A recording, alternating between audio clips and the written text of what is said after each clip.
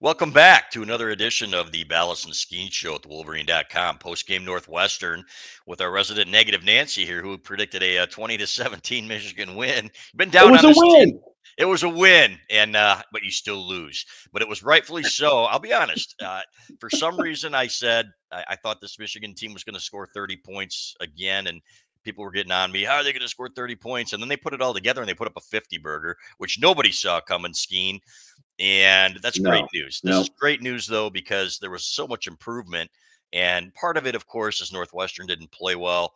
They were coming off the Ohio State game where they actually did play okay and gave Ohio State a battle for a little while and held in there and did some things. They did nothing against this Michigan defense. And two things, Skene. First of all, this Michigan defense, we got to give them some props for the second halves of games so far. Oregon, you know what? If we go right down the line, we go Oregon, Michigan State for the most part, although they moved the ball a little bit in the air in the second half. If you look at Indiana, what they did there, the last two games, Wink Martindale deserves some praise because that defense has come to play. They are nasty. It's going to get tougher, obviously, with Ohio State, but against Indiana, it's not a bad football team to hold them to 12 yards and then Northwestern to what they did. Give them some credit for what they've done here in the last several That weeks. absolutely. And it starts with our two defensive tackles and then goes out to our defensive ends, which are pretty active, pretty good pass rushers.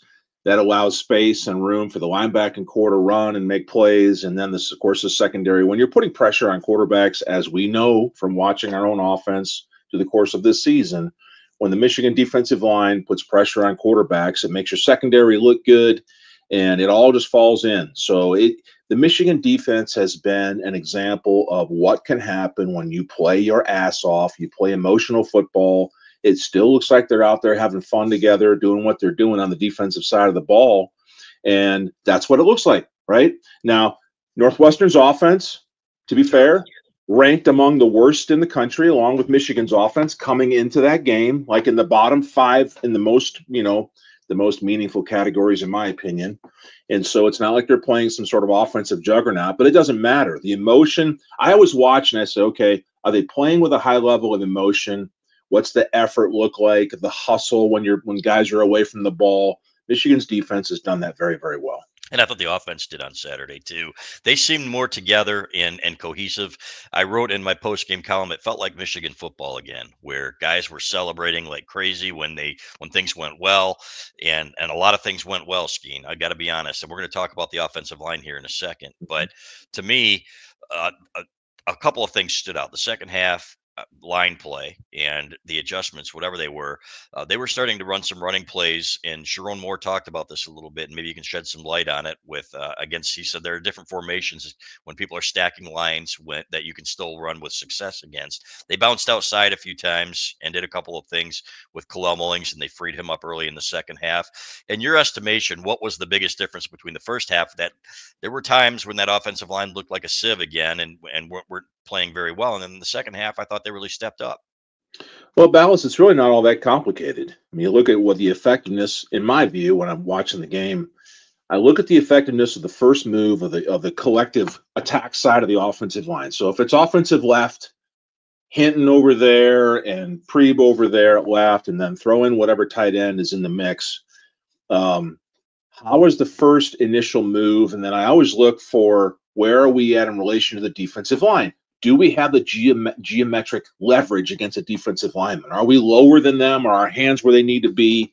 And especially in the second half, the answer was yes, time and time again. So really good, healthy first steps, really good level of attacking a defensive lineman, keeping the hips and shoulders mostly square so that you can keep an eyeball on your combination linebacker. If he comes underneath, if you're square, you can pick him up. If he goes over the top, you take the defensive lineman and your combination partner there, picks him up when he scrapes over the top. Basic offensive line play, but executed very, very well. There was a couple snaps down inside the 10-yard line where we smashed down the whole side of the defensive line by just down blocking, gap blocking, right? So it's a hard, flat inside first step with a left foot power step, and you wash the whole thing down. And they were doing a really nice job of it. Linebackers had nowhere to go, and then there's someone going to kick the edge or log the edge. El Hadi had a really nice log block, came over there. Again, it's 47G, whatever they call it now, Balas, but Yeah. left side blocks down, right guard pulls, and he wants a kick block. But as about 2 steps from the first 1 or 2 steps, you got to look over there and see is that defensive end that I want to go kick block, is he pinching down tight, or is he upfield where I can get to the inside armpit? And if he's pinching down tight, now you got to make that log block where you got to spin your hips and seal him to the inside. And Al Hadi did this on one play, and then the running back bounced right off of his left butt cheek, and off we go for a really nice game. Yep. We haven't seen that kind of consistency out of this offensive line in most games this year. But in whatever happened in the second half of that football game, they found the magic and they were executing. Now, is Northwestern's defensive line the best that Michigan's going to see? No, but it doesn't matter. The technique works when executed well against most defensive fronts. And so, voila, you rush for over 200 yards, you have a lot of fun doing it. Yeah, and if they can do that again on Saturday, they might have a puncher's chance. It's going to be a little tougher down in Columbus, but they got some confidence back, and that's what I really noticed was there was a little bit of a swagger there in the second half of that football game where you're thinking, okay, this is not, and I wrote, this is not 1996 when you had a ton of talent, you had underachieved, and you had a ton of talent, and you went down there and you beat them 93, 95, the same thing. This is not 1969, going back before our time, even when they beat Iowa 51-6, and they start chanting "Beat the Bucks" in the locker room. You had guys like Jim Mandich in there, and Dan Deerdorf, and elite talent all over the place, right? And this is going to be it's going to be a tough task because there are lots of weaknesses on this Michigan team, and you don't have a quarterback that can single-handedly beat anybody. Although Davis Warren's playing better, we'll talk about him in a second. But to me, it's not the funeral march anyway that it might have been like in the Brady Hoke era and the Rich Rodriguez era, where you're going down there thinking, okay, they're going to name they're going to name the score and it's going to suck, right? So I mean, there's an outside shot, but your early thoughts on Ohio State, I guess. Well, so it's all if. Mm-hmm. If Michigan's offense goes down to Columbus and executes the way they did late in the first half and certainly in the second half against Northwestern, if we have those fundamentals with our feet and our hips and our eyeballs, and you're playing smart, tough football, now you're talking about moving the football and getting first downs. The first part of that Northwestern game, I think the first quarter and quarter and a half offensively wasn't all that great, Balas. And then, so if that's the performance, then we're going to be in trouble. We're going to be punting a lot, giving that football to the Buckeyes, and they've got the weapons to move it. Even if Michigan plays well, they've got more weapons than we've seen since really Oregon. And so it's a big if. And I'm assuming that they're going to go down there and do exactly that. And this is the greatest, advice that I ever got. I'm sure Sharon's going to tell his team the same thing. When you go into these big games, these big rivalry games, and especially you go on the road where it's going to be loud and everybody's going to be doing the worst things they can to you to distract you, the answer is your first step. The answer is the fundamentals that you practiced all year long. That's how you beat somebody. Because if you start worrying about the overall score and all the other stuff, then you lose your focus and you're going to get your butt whipped pretty badly. And so that's it.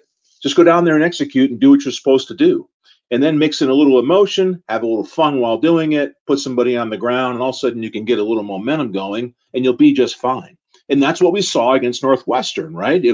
There was nothing magical about this. It's not like Michigan reinvented this offense. Yeah, they may have done a thing or two different, but fundamentally, it was the same guys running the same offense, Balas. They just did it better. And that's the answer to winning against Northwestern and giving yourself a shot in Columbus. Yeah, it's going to be interesting for sure. And there's the cat again. How about that? Every it's all right. It's nice to be loved, So for people who are just listening, I've got this cat that sits on my head during these things, and it's been fantastic. So, it looks like kind of like a hat. Yeah, well, maybe we'll patent it. So as soon as we're done here, we'll go to the taxidermist. Now that's terrible. It's my daughter's cat, and I love the damn thing. So what's the cat's name, Balas? Kitty.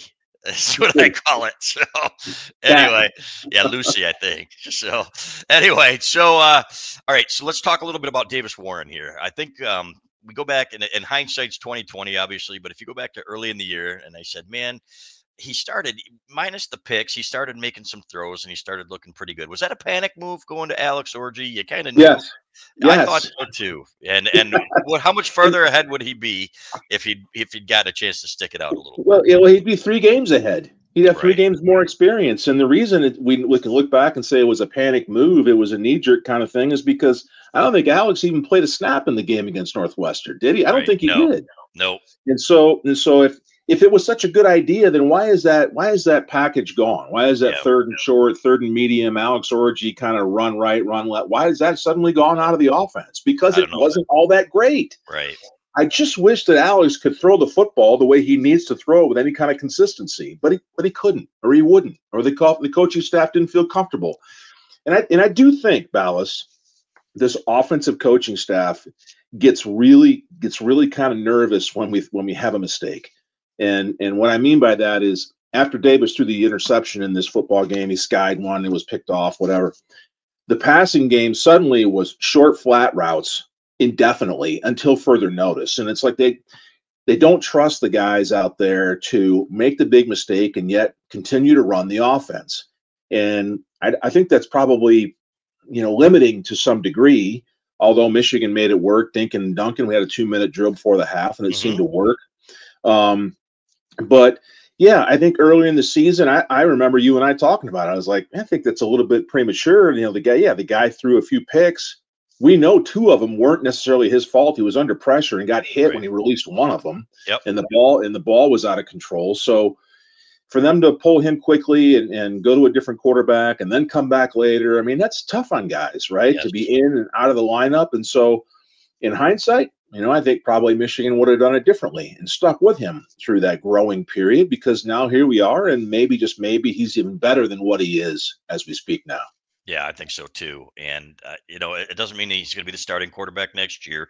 I'd like to see him stick around though and provide some depth and some. He's a great locker room guy, obviously, and Well, just is he on track to graduate? I don't even know what is he he is he is. gonna He is, but he has another year of eligibility. And to me, get, he could probably go somewhere and sling it at a, maybe at a smaller school or a step down or something like that. And but he's got an NFL arm, and it's funny because a lot of people were like, "Oh, you're full of crap, Alice. You don't know what you're talking about." I'm like, hey, a lot of NFL guys have told me he has an NFL arm. You can see him making all the throws. He's got a great arm. He just hasn't played a ton of football. Skene. He yeah. was sick in high school. He only started a handful of games, and he started a handful of games here. Guess what, guys? People improve as they get to play a little bit more. It's not rocket science here. Amazing how that happens. Yeah, exactly. And everybody's like, he can't. He's going to throw 150 interceptions at this rate. I said he's not going to throw. No, he did have a bad pick on Saturday, but he overcame it. That 2-minute drill to me showed me something. He moved in the pocket a little bit.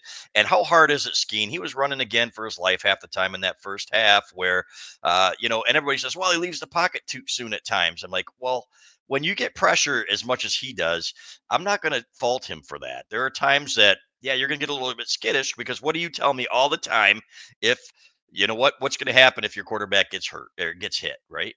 What's it going to So happen? especially early in the game, Yeah. I remember it vividly. Whether it's high school, college, or the NFL, Yep. you cannot let your quarterback get hit hard early in the football game. I'm going to name drop here for a second, Val. So Drew Bledsoe was my quarterback with the New England Patriots, and I remember him telling us, just don't let me get drilled early in the game, because then I'm going to wonder about what you guys are doing up there. If I get hit later in the game, the game's going on, maybe they find their way through. But if I get drilled a couple times early in the game, now I'm wondering whether you guys know what the heck you're doing. And I got to worry about you dudes up front instead of reading the secondary. Yeah. And it's so true. You can see it play out over the years we've been watching Michigan football. And Davis Warren is no different. If I put you in the middle of the pocket early in the game and you get your head taken off a couple times or severely pulverized after releasing a football, you're going to wonder, am I in for this all day? Do I need to start wondering? And so, yeah, he starts leaving the pocket earlier. In the broadcast there, Devin Gardner had talked about, he must have talked to either Davis or somebody in the staff, that they had been coaching him. Don't bail out of the pocket so fast. Step up in the pocket and make a decision, deliver the football. We saw a little bit more of that out of Davis. And so the way I look at Davis Warren is the way I look at any player on the Michigan offense, or defense for that matter. Over the course of the season, is the arrow pointed up? Is it an upward trajectory? And that doesn't mean it's perfection, right? the grades that you're always striving for, in a football game, you want to grade out at 80% or better, right? Positives on every play 80% of the time. But yeah, you're going to have negatives in there. But overall, if you're grading out 80% or better and the trajectory of your performance is going in an upward trend, then you're the guy. You're going to stay in there. If you're starting and that's the way you're trending in your grades, you're going to stay in the game. And that's what we've seen out of Davis Warren, slowly but surely getting better. The more confidence he can possibly have in the pocket in there in pass protection, the better he's going to get. It's not complicated, Balas. Yep. Keep him from getting killed. And he won't have to run as much, and he won't have to scramble as much, and he'll feel more confident. It's simple. Football's a simple game, isn't it, Balas? Yeah, yeah. Well, I wouldn't know like you would. Blocking for Drew Bledsoe, you did pretty well, didn't you? You didn't get him killed. No, I didn't. So, I didn't get him killed, and a few times I did. You say you're sorry, and you do it again. right. Give him a lookout block over your shoulder. Look out. Lookout blocks are no good. No. Lookout blocks, no good. And Yep. for those of you that are wondering when the lookout block is, that's the one where you whiff and you turn and you can see your guy has a clear shot on a quarterback and you start yelling, throw it, throw it, throw it, throw it, throw it, throw it. Or look out. Or in other words, look out. Yeah, exactly. Yeah. Yep. But we used to say throw it, throw it, throw it, throw it, throw it, throw it. Right. That's classic. You played for some good ones, man. There's no question. Let's talk about some of your games down in Columbus. Do you remember does anything stand out about the first of the vitriol and then just the atmosphere and what are your better memories down there? A couple things come to mind just as you asked me that question. I had three things flash in my mind. Of course, the ride into the stadium with parents, grandparents, children of all ages with middle fingers, bare asses, mooning the buses, you name it. So a higher level of hatred as you're making your way toward Ohio Stadium, which sets up the scene for inside the stadium. The second thing that comes to mind is the noise. That stadium, that in Iowa, were the loudest stadiums that I ever played in. And Ohio Stadium back in the day is no different now. It's the same building, right? Very loud place to play. So you have to communicate without speaking. And there's ways to do that. That's fine. And then the third memory I have was our last trip down there, which unfortunately was a tie ball game. The day before the game at our hotel, Muhammad Ali spoke to the team.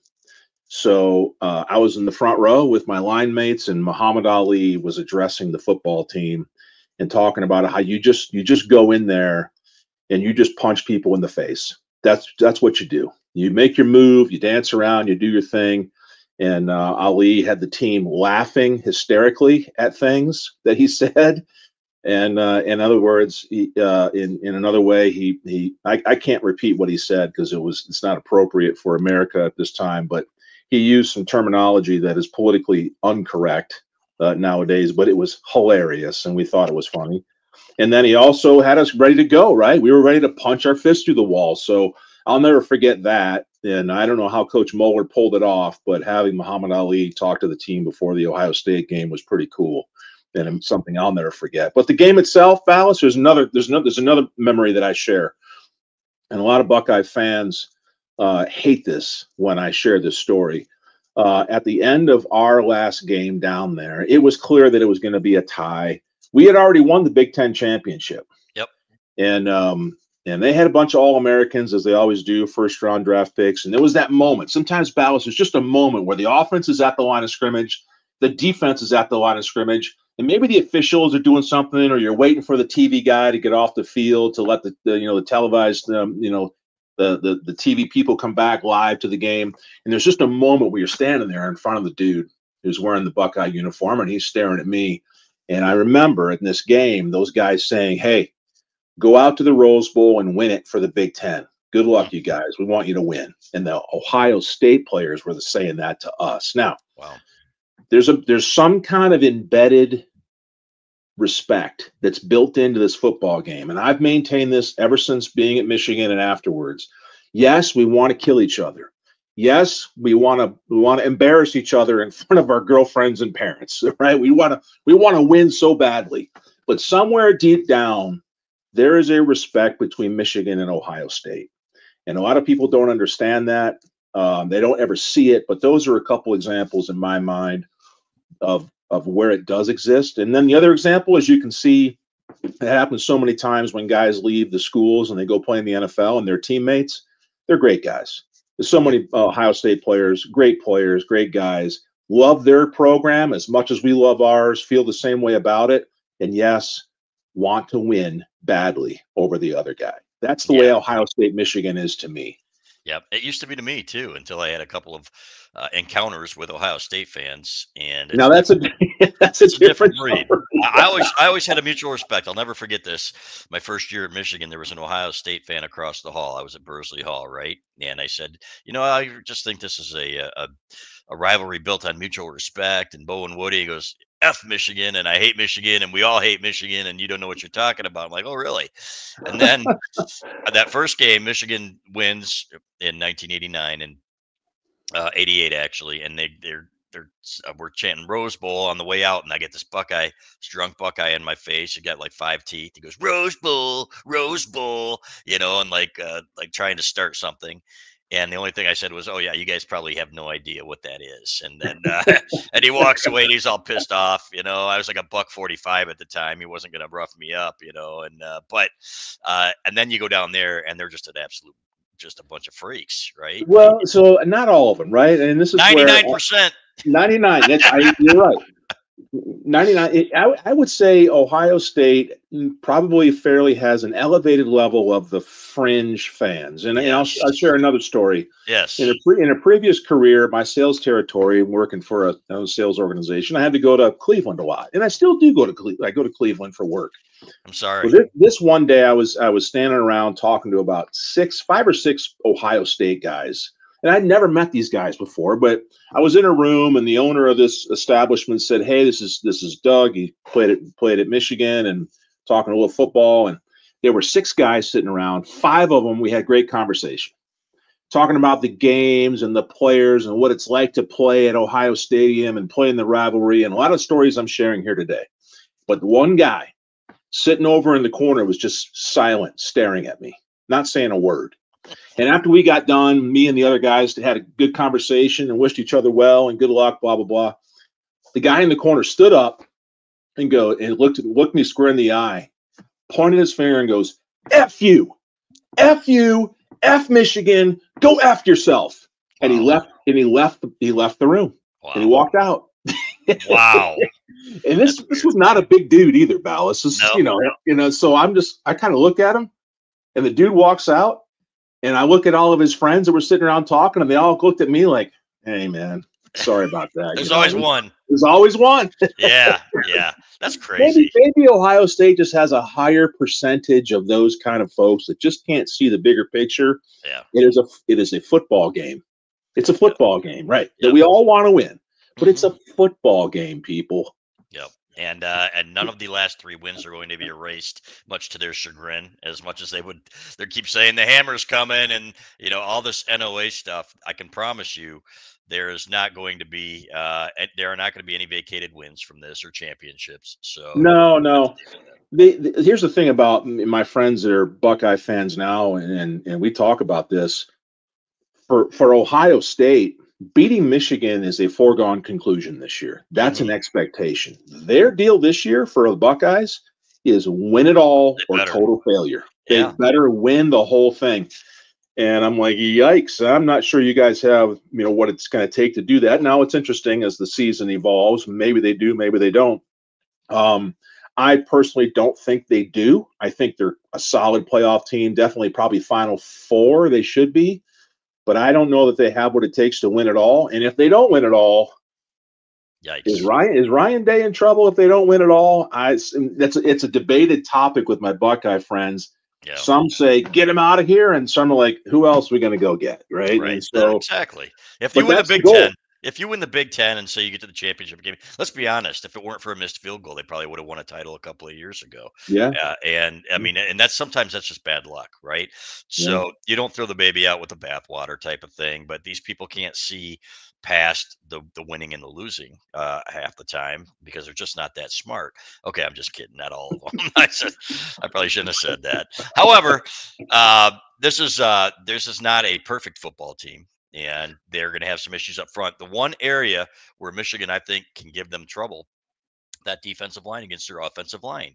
Now, Yes. if you plant some doubt in Will Howard's head, that quarterback, then I think, okay, you got a shot here. If you fluster him, make him turn the ball over a little bit and get into a rock fight, as we like to call it, then maybe you got a puncher's chance. Now let's go back to the Rose Bowl last year, the opening defensive series against Alabama. Our defensive line tortured Milrow Hmm. in the first series and had him on the ground running for life. That set the tone, just like we were talking about earlier. If we can get to their quarterback and put him on the ground, hit him pretty hard, sack him, throw him off, make him start wondering, oh my God, what is going on here? That's how you start the football game. You can't let the guy get into a rhythm. It doesn't mean you can't come back later and establish some pressure on him. But the key thing, especially on the road when they got all the juices and it's senior day at Ohio State, get in the backfield, impose your physical presence early in the football game, and now you can throw things off. And then you have to complement that with possessive football, first downs, and touchdowns. You get inside the 20-yard line, man, at Columbus, you got to score touchdowns. You cannot kick field goals. I know we got a great kicker, and that's wonderful, and you're probably going to need him at some point. But in the red zone in Columbus and Ohio State, got to score touchdowns if you want to win down there. Yeah, 100%, no question about it. And as like I remember, what was it, 2002, when Michigan got down there quite a bit. They lost 14-9, and Jason Devon after the game says field goals aren't going to win this game. So Mm-hmm. they had every opportunity, but the defense could play well, but they're going to have to put some points up. And to me, that's going to be the big question mark. Obviously, they got the kicking game. Michigan's got the best kicker I've ever seen. Jake Moody was by far the best. And now, a couple years later, you got this kid Dominic Zavada, who is insane. Yeah. So you've got that going for you if it comes down to that, which is great. I don't anticipate it will, and we'll have our staff picks later on in the week. But regardless, it's nice to see some improvement for one game. They're probably going to be going, it sounds like, to the Music City Bowl really wants them, Skeen. So now if Michigan were to upset Ohio State, then you go up the chain a little bit, and it doesn't really matter because you're gonna have a bunch of guys sitting out. How do you feel about that now? Has your vision, has your view of that changed at all with it, rather than going to a crappy bowl game and having some guys sit out to protect their draft stock? I would say officially, I still don't like it. Hmm. For me personally, if you let me play in one more game, I know me and all my teammates, we'd throw on our uniform and go play. It's how much Hmm. we just love playing together. I know it's a different era and a different time, but I understand at the same time, especially now in the 12 team playoff format, if you're not part of that 12, you're basically, unless you're a guy that wants to get some quality, film out there for your NFL prospects. But if you're a first day draft pick, maybe even a second day draft pick, I don't know what else you're going to show if you go to the Music City Bowl and you play against a middle of the road SEC team. And I just don't know that there's an advantage there. And so a lot of guys will sit out. I would anticipate a lot of the bigger name, higher projected draft pick guys will sit out. And what you're essentially talking about is a glorified spring football game with a game at the end. I think in bowl practices, I don't know what the number is now, Balas, but it used to be 15 bowl practices. Spring football is 15 practices. At least Hmm. it used to be. So it's about the same equivalent, and it's a time to get some guys out there. It's with a winter spring football. It's an exhibition to launch yourself into the spring, create some excitement for new guys and new faces. Get out there and play in a bowl game, and yet let the other guys that'll be wearing the uniform for the last time have their chance too. That are obviously going to be out there playing. So I have mixed emotions about it now. I hated it on the record. I officially still do hate it, but I understand it more than I have in previous years. Yeah. And now we got to talk about one last thing. Bryce Underwood, the $10 million man here. And, it doesn't sound like Michigan's going to be down long. And it sounds like Michigan finally gets to play the game that the SEC's been playing for a long time, and some of the West Coast teams in their heyday. And I understand that pay for play is not illegal now, right? Thanks to an injunction. And so Michigan's playing the game, and now Michigan's the hunter when it comes to having the most money. This is bizarre to me. It's a weird feeling, Skeen. I'm not sure how to feel about it, other than if you don't have talent, you're not going to win. This is what everybody's doing now. And Michigan, you might as well, if you're going to be playing in this area, you might as well be the New York Yankees and not the Oakland A's. So it again, another reality that myself and my old teammates, guys that played before this era, have a hard time understanding. But on one level, the United States Supreme Court ruled in a 9-0 decision that American citizens have a right to earn income based on their name, image, and likeness. You should be able to make money based on your market value. I think it's great. My complaint all along has been the combination of that with the transfer portal, which made college football a mess. I still think the transfer portal was a little bit too wide open for guys to switch with the change in direction of the wind. I would like to see some changes to that somehow. Um, but on the other hand, this young man, Bryce Underwood, obviously, this is what the market's going to pay him. It's what he's worth. Great for that kid and his family to get this kind of life changing money so early in his life.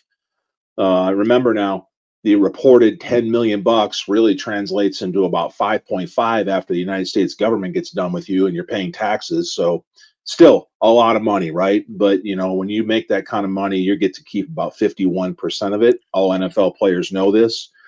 And then you got to pay your agent 3% or whatever. I don't know what the situation is with this young man. Who knows? Um, and so it just is what it is, Balas. And I was thumbing around, you know, vision clips on YouTube, and I caught something from the University of Texas. They're going to open up a $70 million football complex next year, or they already have, or something like that. They redid a whole section of their facilities. The local Lamborghini dealer in Austin, Texas, depending on your NIL status or what you do on the football field, you get to drive a Lamborghini around campus to and from your apartment to the football building. I don't know. And I just watched this. I'm like, I we used to just scrap change together to get a $5 pizza from Cottage Inn. Yeah, I get and it. these dudes are walking in, these high school kids now with a $10 million deal and everything in between, and Lamborghinis and God knows whatever else, and sponsorships. Again, for the individuals that are worth it, God bless them.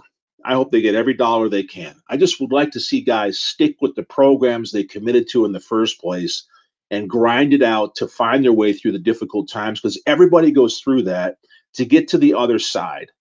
And the other side meaning success and a Yep. lot of valuable lessons you can learn along the way. And so that's just my point of view on it. But hey, super happy to get the kid, Yeah. super happy to get him, and the other guys that are going to want to come play with him. Hopefully, a higher physical, bigger wide receiver crew and Hmm. offensive guys, and a young man like him. Sounds like a great kid, works hard, family that's brought him up right. I can't wait to watch him play and have a good success at Michigan, and maybe that's less than a year from now, Ballas. I Yeah, can't wait to see the kid out there in a uniform. It's going to be a lot of fun to watch. it is. What'd you drive when you were at Michigan? I had a 1984 Cutlass Supreme. Yeah, Sweet. I had a Cutlass and Supreme back in the day. it was white with a blue soft, like that vinyl top in the back half Yeah, there. yeah. And I remember it was horrible in the snow and ice, Right. horrible, because it was rear wheel drive.